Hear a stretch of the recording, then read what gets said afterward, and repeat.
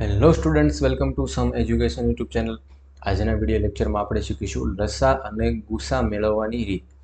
લસા અને ગુસા કઈ રીતે મેળવાય અને લસા અને ગુસા શીખતા પહેલાં અવયવ શીખીશું, અવયવી શીખીશું અને શીખીશું એક અવિભાજ્ય સંખ્યા કોને કહેવાય. આટલી વસ્તુ જો આવડી જાય તો લસા અને ગુસા છે એ બહુ જ સહેલું છે, બરાબર. તો સૌથી પહેલાં શરૂઆત કરીએ આપણે અવયવથી. અવયવ એટલે શું? કોઈ સંખ્યા આપેલી હોય એ સંખ્યાના અવયવ પૂછે આપણને કે ભાઈ અવયવ એટલે શું, તો શું થાય? ધારો કે ઉદાહરણ તરીકે આપણે એક સંખ્યા લઈએ 10. 10ના આપણને છે એ અવયવ પૂછાય છે. કઈ રીતે આપણે અવયવ મેળવીશું? તો 10ના અવયવ એનો મતલબ કે 10 સંખ્યા જે છે એ કોના કોના ઘડિયામાં આવે એને આપણે કહીશું 10ના અવયવ. એનો મતલબ શરૂઆત કરીશું 1થી. 1ના ઘડિયામાં આવશે તો કે હા. 2ના ઘડિયામાં 10 આવે તો કે હા, 2 પંચું 10. 3ના ઘડિયામાં ન આવે, 4ના ઘડિયામાં ન આવે. આગળ 5ના ઘડિયામાં, તો 5ના ઘડિયામાં છે એ 10 આવશે અને 5 પછી સીધું થશે 10. 5 દુ 10.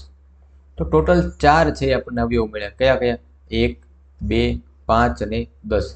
તો ટૂંકમાં કોઈ પણ સંખ્યા આપણે લઈએ એ સંખ્યા કઈ કઈ બીજી સંખ્યાના ગુણાકારમાં હોઈ શકે અથવા એના ઘડિયામાં આવી શકે એ સંખ્યાને આપણે એના અવયવ છે એ કહીશું. બીજી એક સંખ્યા ઉદાહરણથી લઈએ, માનો કે 55 લઈએ. તો 55 છે એ કોના કોના ઉદાહરણમાં આવશે?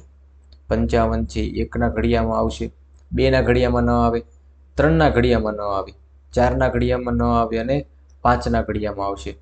5ના ઘડિયામાં આવશે, આગળ 6 નહીં, 7 નહીં, 8, 9, 10 એ કઈના ઘડિયામાં નહીં આવે, આવશે 11ના ઘડિયામાં અને પછી આવશે સીધું 55ના ઘડિયામાં. બીજી એક પણ સંખ્યાના ઘડિયામાં છે આવશે નહીં. ટૂંકમાં 4 અવયવ છે એ મળશે, બરોબર. તો અવયવનો મતલબ એવું થાય કે આપેલી જે સંખ્યા છે એ કઈ કઈ બીજી સંખ્યાના એનાથી નાની સંખ્યા કેટલી એવી છે કે જેના ઘડિયામાં આવી શકે એને કહેવાય આપેલી સંખ્યાના અવયવ, બરોબર. ચલો આગળ જોઈએ બીજું અવયવી. અવયવી એટલે શું? એ જ સંખ્યા આપણે ઉદાહરણમાં લઈએ, માનો કે 10 લઈએ. તો 10ના અવયવી પૂછે. અવયવીનો મતલબ શું થાય કે આપેલી સંખ્યા છે એને 1, 2, 3, 4 વડે ગુણતા, જેને પ્રાકૃતિક સંખ્યા કહેવાય. તો પ્રાકૃતિક સંખ્યા વડે ગુણતા મળતી સંખ્યા જે હોય એને કહેવાય આપેલી સંખ્યાના અવયવી. 10 જે છે એને 1 વડે ગુણીશું તો 10, 10 દુ 20, 10 તેરી 30, 40, 50. તો ટૂંકમાં આવી રીતે આપણે અસંખ્ય સંખ્યા સુધી આપણે ગુણતા જઈએ એમ એના અસંખ્ય અવયવી છે એ મળતા જાય. તો અહીંયા સમજવાની વસ્તુ એ છે કે અવયવ છે એ ફિક્સ હોય કે અવયવ 2, 3, 4, 5 જેટલા અવયવ આવે છે. આપણે ઉપર 10ના અવયવ લીધા, 55ના અવયવ લીધા, તો 4 જ અવયવ આપણને મળ્યા. તો અવયવ છે એ ફિક્સ હોય, અવયવ લિમિટેડ હોય, જ્યારે અવયવી છે એ વધારે હોઈ શકે, અસંખ્ય હોઈ શકે, બરોબર. કોઈ સંખ્યા છે એના અવયવી તો કે અસંખ્ય અવયવી હોઈ શકે. એ સંખ્યાને 1 વડે 2, 3, 4, 5, 6, 7 જે સંખ્યા વડે ગુણો એ સંખ્યાનો અવયવી થશે, બરોબર. તો આટલી વસ્તુ છે એ અવયવ અને અવયવીમાં યાદ રાખવાનું. હવે જોઈએ લસા કોને કહેવાય અને ગુસા કોને કહેવાય. લસાનું પૂરું નામ, પેલા ગુસા જોઈએ. ગુસાનું પૂરું નામ ગુરુત્તમ સામાન્ય અવયવ. ગુસાનું પૂરું નામ થશે ગુરુત્તમ સામાન્ય અવયવ. કઈ રીતે વ્યાખ્યાયિત કરી શકાય?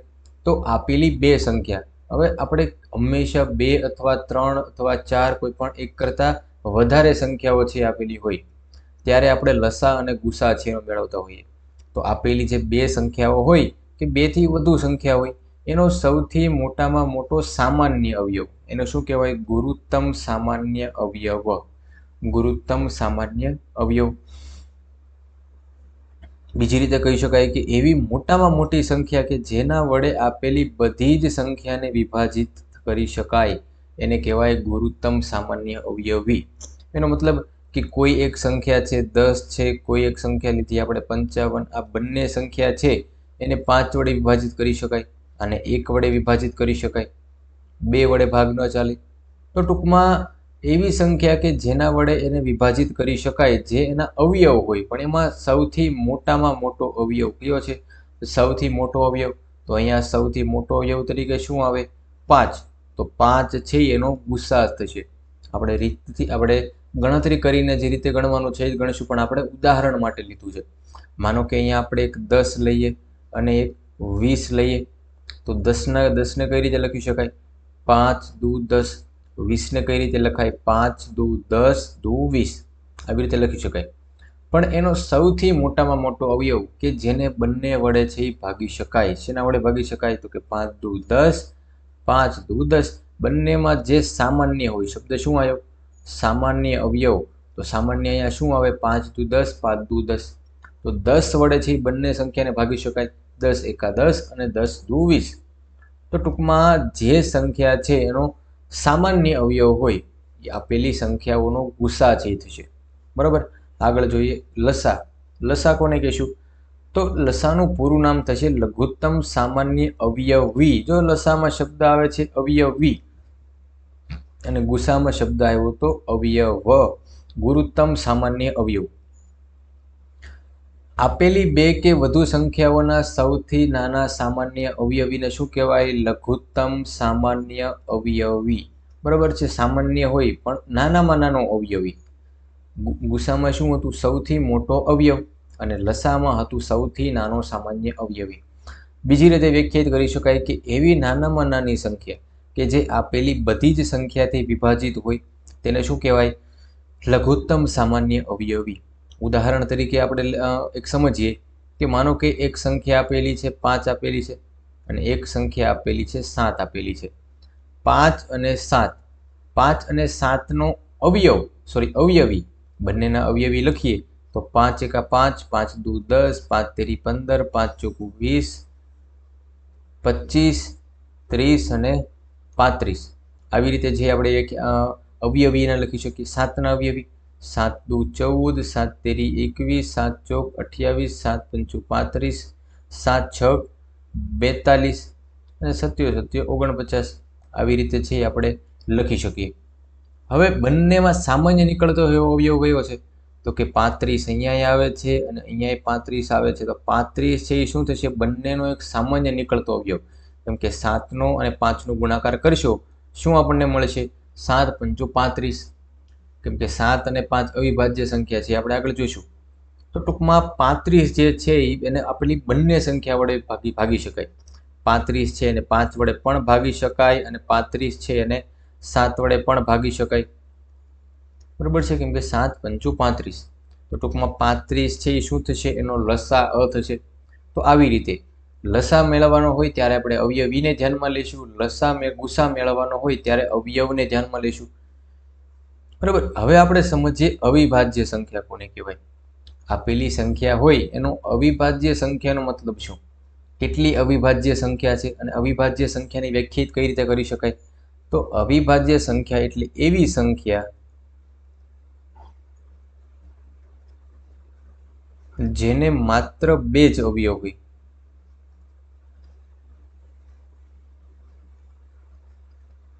અવયવની વાત છે, અવયવી નહીં, માત્ર 2 જ અવયવ હોય. એનો મતલબ કે 2 છે એ લઈએ આપણે તો 2 છે એના અવયવ કેટલા પડે? કોના ઘડિયામાં આવશે? 1ના ઘડિયામાં અને 2ના ઘડિયામાં માત્ર 2 જ અવયવ મળશે. 3 લઈએ તો 3 છે 1ના ઘડિયામાં આવશે અને સંખ્યા પોતે 3ના ઘડિયામાં આવશે. મતલબ એ રીતે પણ કહી શકો કે જે સંખ્યાને માત્ર 2 જ અવયવ હોય, એક અવયવ એક, બીજો અવયવ સંખ્યા પોતે, તો એને આપણે કહીશું અવિભાજ્ય સંખ્યા. હવે માનો કે આપણે 4 ઉદાહરણ તરીકે લઈએ તો 4ને છે એના અવયવ થશે 1 થશે, 2ના ઘડિયામાં આવશે, 4ના ઘડિયામાં આવે. મતલબ 1, 2 અને 4 3 અવયવ છે આપણને મળશે. તો ટૂંકમાં 2 અવયવ હોય તો જ અવિભાજ્ય સંખ્યા કહેવાય. અવયવ વધારે હોય તો એવી સંખ્યાને આપણે કહીશું વિભાજ્ય સંખ્યા. કેવી કહીશું? વિભાજ્ય સંખ્યા. ચલો બરાબર. તો ટૂંકમાં આપણે અહીંયા અવિભાજ્ય સંખ્યા લખવાની છે. તો આપણે શરૂઆતથી લખીએ કે કેટલી સંખ્યા છે એને આપણે અવિભાજ્ય સંખ્યા કહીશું. તો સૌથી નાની અવિભાજ્ય સંખ્યા 2, પછી 3, પછી 5, પછી 7, પછી 8, 9, 10 તો વિભાજ્ય સંખ્યા છે. 11, 11 પછી 13, 13 પછી 17, 17 પછી 19, 19 પછી 23, 23 પછી 24 નહીં આવે, 25 નહીં આવે, 26 નહીં આવે, 27, 28 નહીં આવે. શું આવશે? સીધું 29. પછી 30 નહીં આવે. શું આવશે? 31. તો આવી રીતે છે આપણે સંખ્યાઓ છે એ લખી શકીએ. આ બધી જ સંખ્યા છે કેવી છે? અવિભાજ્ય સંખ્યા, જેને માત્ર 2 જ અવયવ હોય. અહીંયા આપણે 31ની વાત કરીએ તો 31 છે એ માત્ર 1ના ઘડિયામાં અને 31 સિવાય કોઈના ઘડિયામાં આવશે નહીં. તો આવી સંખ્યાઓ કે જેને માત્ર 2 જ અવયવ હોય એને અવિભાજ્ય સંખ્યા છે એ કહેવાય. હવે આપણે શીખવાનું છે કે કોઈ સંખ્યાને અવિભાજ્ય સંખ્યાના ગુણાકાર સ્વરૂપે કઈ રીતે દર્શાવાય. ધારો કે ઉદાહરણ તરીકે આપણે લઈએ 40 છે લઈએ, અને બીજી એક સંખ્યા લઈએ 27 લઈએ. હવે ગુણાકાર સ્વરૂપે દર્શાવવું એનો મતલબ શું? અવિભાજ્ય સંખ્યા છે આપણને યાદ હોવી જરૂરી છે કે સૌથી પહેલા 2 થી ભાગ ચલાવવાનો. આ પેલી સંખ્યા છે ને 2 થી ભાગ ચાલશે? તો કે હા, 2 થી ભાગ ચાલે. જવાબ શું વધે? 20. 40 છે એને 2 વડે ભાગશું તો 20 વધશે. 20 ને 2 વડે ભાગશું શું વધે? 10. 10 છે હજી 2 વડે ભાગ ચાલશે શું વધશે? 5. 5 છે અને હજી 2 વડે ભાગ ન ચાલે તો 3 વડે ભાગ ચલાવવાનો. 3 વડે પણ ભાગ ન ચાલે તો 5 વડે, કેમ કે 5 પોતે એક અવિભાજ્ય સંખ્યા છે. તો 5 એકા 5. તો ટૂંકમાં આપણે જેટલી સંખ્યા આપણને અહીંયા મળશે એ બધી જ સંખ્યા છે અને આપણે ગુણાકાર સ્વરૂપે લખશું 2 ગુણ્યા 2 ગુણ્યા 2 અને ગુણ્યા 5. હવે એક વસ્તુ યાદ રાખવાની કે અહીંયા 2 છે 3 વાર આવે છે તો ડાયરેક્ટ આપણે લખીશું 2 ની 3 ઘાત અને ગુણ્યા 5. આવું શું કામ કરવું જરૂરી છે? આપણે જ્યારે લસા મેળવીશું ત્યારે કે લસામાં છે ઘાત સ્વરૂપે સંખ્યા હોવી જરૂરી છે, તો જ આપણે છે સહેલાઈથી આપણે નક્કી કરી શકીએ કે આપણે કેટલી સંખ્યા છે કોમન લઈશું. તો ટૂંકમાં 40ના અવિભાજ્ય સંખ્યાના સ્વરૂપે અવયવને દર્શાવીએ તો 2 ની 3 ઘાત અને ગુણ્યા 5. 2 ની 3 ઘાત એટલે 2 નો ઘન એટલે 8 અને ગુણ્યા 5, 8 પંચું 40. એટલે મૂળ સંખ્યા છે એ આપણને પાછી મળવી જોઈએ. બરોબર. હવે એવી રીતે 27ના ભાગ પાડીશું. 27 છે 2ના ઘડિયામાં ન આવે કેમ કે બેકી સંખ્યા નથી, તો આગળ 3 વડે ભાગ ચલાવીશું. 3 વડે ભાગ ચાલશે 9 તેરી 27. હજી 3 વડે ભાગ ચાલશે 3 તેરી 9 અને હજી છે 3 વડે ભાગ ચાલશે 3 એકા 3. તો ટૂંકમાં 3 છે એક વાર, 2 વાર અને 3 વાર. 3 ગુણ્યા 3 ગુણ્યા 3 બરાબર આપણે લખી શકીએ 3 ની 3 ઘાત, મતલબ 3 નો ઘન, અને 3 નો ઘન થાય 27. તો આવી રીતે આપણે છે કોઈ પણ સંખ્યાને એના અવિભાજ્ય સ્વરૂપે છે દર્શાવી શકીએ. બરોબર. હવે એક બે છે ઉદાહરણ જોઈએ એટલે તમને સમજાઈ જશે કે હવે આમાંથી લસા અને ગુસા છે એ કઈ રીતે નક્કી કરવાનો. જો આટલું આવડી જાય કે કોઈ પણ સંખ્યા છે ને એના અવિભાજ્ય સંખ્યાના ગુણાકાર સ્વરૂપે કઈ રીતે દર્શાવવું, તો લસા અને ગુસા માત્ર 2 જ સ્ટેપ થશે. બરોબર. ચલો હવે ઉદાહરણ આપેલું છે આપણને 26 અને 32. 26 અને 32 નું લસા અને ગુસા છે મેળવવું. તો સૌથી પહેલા આપણે બંને સંખ્યાના અવયવ પાડીશું. 26 છે અને 32 છે એના અવયવ પાડીશું. 26ના શું અવયવ પડશે? એટલે 2 વડે ભાગ ચાલશે એટલે 13. 13 દુ 26 અને ઉપર આપણે જોઈએ 13 કેવી સંખ્યા છે? અવિભાજ્ય સંખ્યા છે. 13 છે અવિભાજ્ય સંખ્યા છે એટલે 13 એનો ભાગ ચાલશે નહીં. તો 13 એકા 13. 13 એકા 13 એક જ ભાગ ચાલશે અને શેષ છે એક વહી આવે એટલે આપણે જે આ બાજુ આવી હોય એને ગુણાકાર સ્વરૂપે દર્શાવીશું 2 ગુણ્યા 13. ચલો બરોબર. કોઈ પણ સંખ્યા રિપીટ થતી નથી એટલે આપણે આમાં ઘાત છે મૂકવાની થશે નહીં. 32. 32ના છે આપણે ભાગ પાડીશું. કઈ રીતે? સૌથી પહેલા 2 વડે ભાગ ચાલશે તો 16 દુ 32. હજી 16 છે અને 2 વડે ભાગ ચાલશે તો 8 દુ 16. હજી 2 વડે ભાગ ચાલશે 4 દુ 8. હજી 2 વડે ભાગ ચાલશે 2 દુ 4 અને હવે છેલ્લે 2 એકા 2. તો ટૂંકમાં 1 2 3 4 અને 5. 2 છે કેટલી વાર આવે છે? 1 વાર, 2 વાર, 3 વાર, 4 વાર, 5 વાર. તો 2 ની 5 ઘાત આપણે સીધું છે એ લખીશું. બરાબર. 2 ની 5 ઘાત. હવે આના ઉપરથી લસા નક્કી કરવો અને ગુસા નક્કી કરવો એ એક જ સ્ટેપનું કામ છે. માત્ર આ સંખ્યાને જોઈને આપણે કહી શકીએ કે આમાંથી લસા અને ગુસા શું થશે. યાદ રાખવાનું લસા અને ગુસામાં એટલું જ કે ગુસા એટલે બંનેમાંથી સામાન્ય નીકળતી વસ્તુ. જે સામાન્ય નીકળે એટલું જ કાઢવાનું, એનાથી વધારે લેવાનું નહીં. બંનેમાં સરખું હોવું જોઈએ, એને ગુસા કહેવાય. અહીંયા છે એ 2 એક વાર છે અને અહીંયા 2 5 વાર છે. 2 ની 5 ઘાત એટલે 2 5 વાર. અહીંયા 2 એક વાર. સરખું કેટલું નીકળે? તો કે એક વાર જ તે 2 નીકળે. બરાબર. એનાથી વધારે સરખું નીકળે નહીં, કેમ કે ઓછામાં ઓછું જેની પાસે હોય એટલું લઈ લેવાનું. 13 26ના અવયવમાં 13 આવશે પણ 32ના અવયવમાં 13 નથી એટલે આપણે એને લખીશું નહીં. તો આનો મતલબ ગુસા કે જે બંનેમાં સામાન્ય વસ્તુ હોય એને કહેવાય ગુસા. બંનેમાં સરખું હોવું જોઈએ એટલી જ વસ્તુ લેવાની. અને હવે લસા કોને કહેશું? લસાનો મતલબ કે જેટલી અવિભાજ્ય સંખ્યા દેખાય એને લખી નાખો. 2 દેખાય છે, અહીંયા 2 છે તો 2 ને લખી નાખો, એક જ વાર લખવાની, બરોબર છે. પછી બીજી અવિભાજ્ય સંખ્યા એક વધારાની દેખાય છે 13, તો એને લખો 13 ગુણાકાર કરીને 13, પણ એની મહત્તમ ઘાત સાથે. આ શબ્દ યાદ રાખવાનો થશે કે લસામાં છે જે અવિભાજ્ય સંખ્યા દેખાય એ બધી સંખ્યાને એક એક વાર લખો. અહીંયા 2 દેખાય છે 26ના અવયવમાં, 32ના અવયવમાં 2 દેખાય છે તો એક વાર લખાય, 13 દેખાય છે તો 13 લખાય. એની મહત્તમ ઘાત સાથે, મતલબ 2 ની મહત્તમ ઘાત, અહીંયા 1 અહીંયા 5, તો 2 એકવાર લખ્યા, પણ 2 માં બંને પદમાં આવતી હોય 2, એની મહત્તમ ઘાત કઈ થશે? 5. તો 2 ની માથે એની મહત્તમ ઘાત 5 મૂકીશું. 13 છે તો 13 અહીંયા એક જ ઘાત છે, તો 13 ની ઘાત કેટલી થશે? 1. આનું છે આપણે ગુણાકાર કરીશું. 2 ની 5 ઘાત, 2 ની 5 ઘાતનો જવાબ આપણને ખબર છે કે 32ના અવયવો પાડ્યા ત્યારે આપણને 2 ની 5 ઘાત મળી હતી, અને ગુણ્યા 13. તો 32 ગુણ્યા છે 13 આપણે કરી નાખીએ તો આપણને એનો જવાબ છે એ મળી જશે. શું આવશે? 320 અને 96. 6 11નો એકડો વધી 1 4, જવાબ આવશે 416. ચલો બરાબર, આવી રીતે છે એ આપણે આનો ગુણાકાર છે આપણે મેળવી શકીએ. અને લસા અને ગુસા ફરી એકવાર જો હજી ન સમજાણું હોય તો, કે અવિભાજ્ય સંખ્યા સ્વરૂપે દર્શાવ્યા. લસાનો મતલબ થશે કે બંને સંખ્યામાંથી જે સંખ્યા દેખાય અવિભાજ્ય સંખ્યાને એકવાર લખી નાખો. 2 દેખાય છે, અહીંયા 2 છે તો એકવાર લખો. 13 છે, ભલે એક જ સંખ્યામાં આવે છે પણ છે અવિભાજ્ય સંખ્યા એટલે લખો. 2 લખ્યા, 13 લખ્યા. હવે એની મહત્તમ ઘાત સાથે, 26ના અવયવમાં અહીંયા 2 એક જ ઘાત સાથે, અહીંયા 2 5 ઘાત સાથે, તો મહત્તમ એની 5 ઘાત છે તો 5 ઘાત લખી, ગુણ્યા 13 ની 1 ઘાત તો 1 ઘાત. આ પદનું સાદુરૂપ આપશું એટલે આપણને મળશે લસા. ગુસા મેળવવાનો છે તો 2 જે બંનેમાંથી સામાન્ય નીકળતી વસ્તુ હોય, અહીંયા 2 છે, અહીંયા 2 ની 5 ઘાત, અહીંયા 2 ની 1 ઘાત છે એટલે સામાન્ય 1 ઘાત જ નીકળે, તો એને આપણે કહીશું ગુસા. તો આવી રીતે છે આપણે લસા અને ગુસા છે એ મેળવી શકીએ.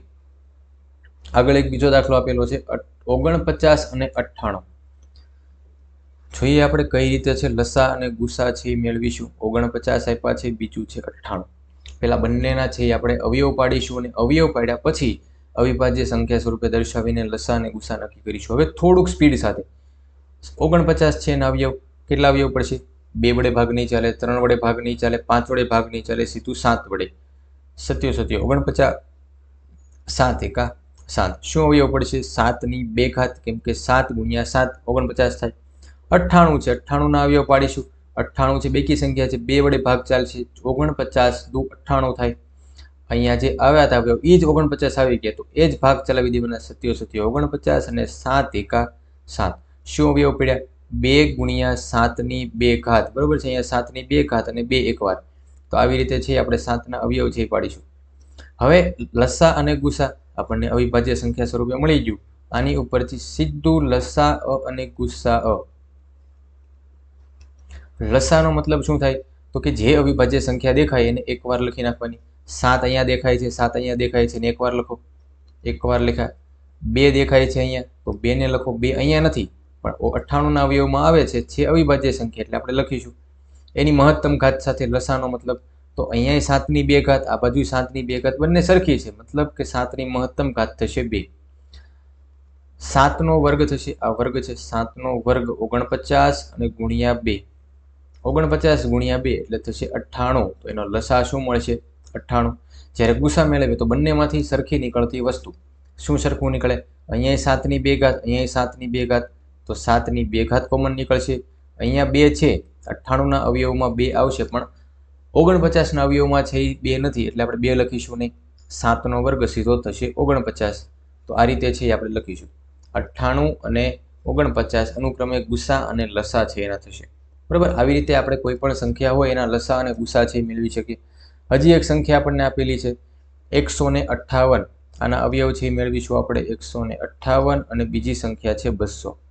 ચલો 158 છે એના અવયવ છે એ શું પડશે? 158ના અવયવ પાડશું. બેકી સંખ્યા છે, 2 વડે ભાગ ચાલશે. શું 2 વડે ભાગ ચાલશે? 158 75 દુ 150, અને ઉપર 8 છે એટલે 4 થશે, 79. 79 દુ થશે 158. હવે જો આપણને ખબર હોય સંખ્યાઓ વિશે તો 79 છે કોઈના ઘડિયામાં આવે નહીં. 79 ટૂંકમાં કેવી સંખ્યા કહેવાય? અવિભાજ્ય સંખ્યા થશે. એટલે અવિભાજ્ય સંખ્યા હોવાથી એનું 79 એકા 79. 79 કોઈના ઘડિયામાંથી આવતી સંખ્યા નથી, બરોબર. 200 છે, ટૂંકમાં આને લખી શકાય 2 ગુણ્યા 79. અને હવે 200 છે, 200ના આપણે અવયવ પાડીશું. 2 વડે ભાગ ચાલશે તો 100, હજી 2 વડે ભાગ ચાલશે તો 50, હજી આનો 2 વડે ભાગ ચાલશે તો 25. 2 વડે ભાગ ચાલશે એટલે શું મળશે આપણને? 25 છે એ મળશે. હજી છે આનો આપણે 2 વડે ભાગ નહીં ચાલે, 3 વડે ભાગ નહીં ચાલે, 5 વડે ભાગ ચલાવીશું. 25 અને 5 એકા 5.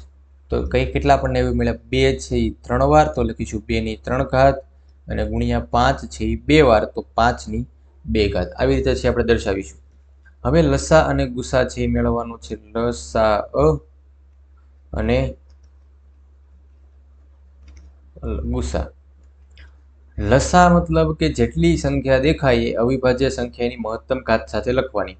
અહીંયા છે 2 દેખાય છે તો 2, અહીંયા 2 ની 3 ઘાત, તો મહત્તમ ઘાત છે. હવે આપણે સીધું ખબર પડી પડે કે 2 ની 3 ઘાત જ લખીશું. 79 છે અવિભાજ્ય સંખ્યા આપેલી છે તો 79 લખીશું. અને 5નો વર્ગ, 5 છે એની મહત્તમ ઘાત સાથે 5નો વર્ગ. આ થઈ ગયો લસા. ગુસા. ગુસાનો મતલબ શું થશે કે બંનેમાંથી જેટલું સામાન્ય નીકળી શકે, એનો મતલબ કે અહીંયા 2 છે 1 ઘાત સાથે, અહીંયા 2 છે 3 ઘાત સાથે, લખીશું 2. 79 છે 5 છે પણ એ બંનેમાં કોમન નથી એટલે આપણે લખીશું નહીં, માત્ર 2 જ આવશે.